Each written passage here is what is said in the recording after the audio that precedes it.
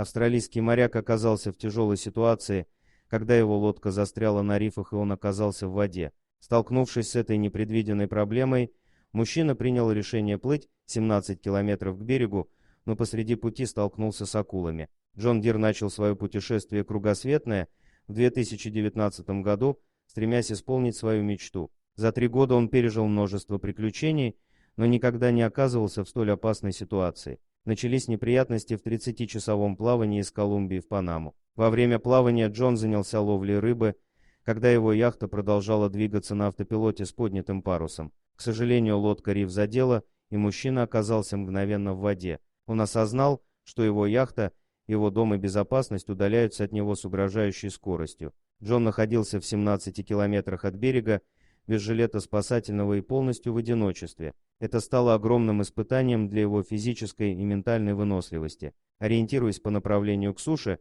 которое он сам определил при планировании маршрута, Джон начал плыть к берегу. Ему приходилось бороться с паникой и сосредоточить все свои умственные силы на выживании. Однако с наступлением темноты вокруг начали появляться акулы, которые проявляли интерес к моряку. Джон ощутил первые укусы и испугался, что его атакует акула. Он реагировал эмоционально, кричал, отбивался и бил кулаками вокруг себя, чтобы отпугнуть их. Силы постепенно иссякали, но он отказывался сдаваться. Джон смог контролировать свои эмоции и продолжал плыть. Акулы продолжали следовать за ним, но вместо нападения они, казалось, играли с ним. Моряк перестал внимание обращать на укусы мелкие и в конечном итоге добрался до берега.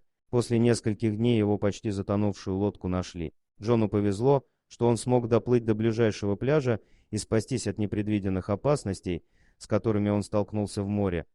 Дорогие друзья, если вам понравилось видео, поставьте лайк, а также подписывайтесь на канал, где найдете еще много интересного.